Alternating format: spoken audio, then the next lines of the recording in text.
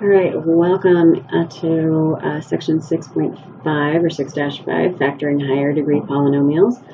What we're going to start with is when we know one of the factors. Generally, we can get this from the graph by graphing it and looking and seeing one of the factors.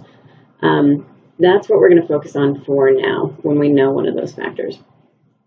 So if you recall, we kind of, last class, we multiplied out these different polynomials to get the standard form. So where we start is by taking the first factor we know and putting it on the side. So we have an x plus 2.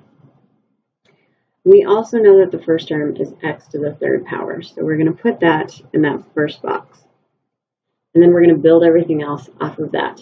We know that this is x to the third, so that means to get x to the third, we have to multiply x by x squared. Then we take this, x squared times 2 is 2x squared. Now we use that to figure out what this term is going to be. We know that these terms put together is going to give us 12x squared. So 2x plus 10x is 12x squared. And then we factor from here to multiply, or to get 10x squared, we multiply x by 10x. Then we multiply again. 10x times 2, 20x. We know from here that we need this to be 44x. So 20x, or 44x minus 20x is going to give us 24x. X times 24 gives us 24x. And then 24 times 2 is 48.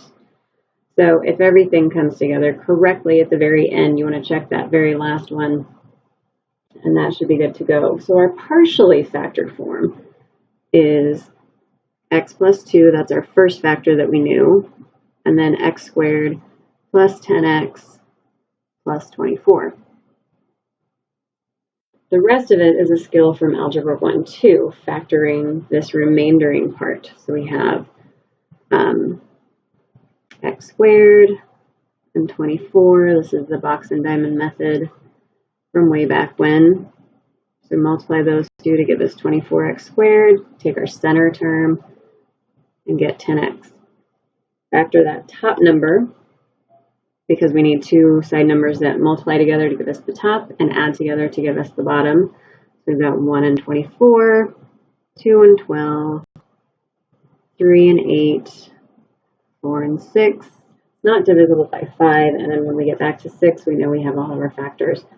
The pair that adds up to give us 10 is 4 and 6, so we're going to have 4x and 6x, and we put those in the remaining boxes. And then we factor out from each column and row our greatest common factor. So we've got an x is the most we can pull out of here. X times x gives us x squared.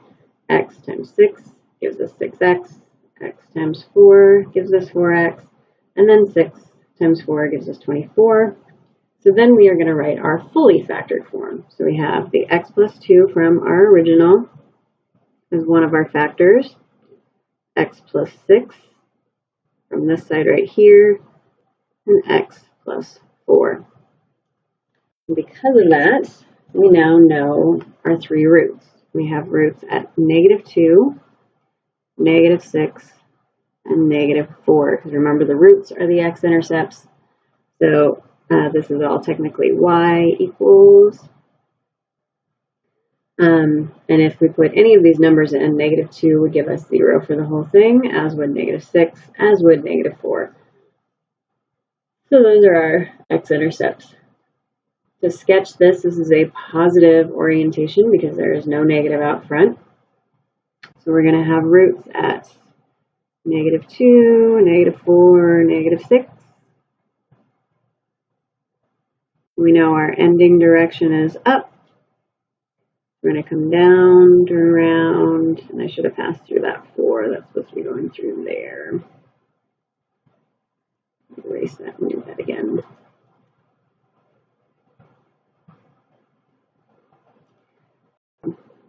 That is kind of the intro to factoring those higher degree polynomials. We'll get into it further later. but that is it for this section.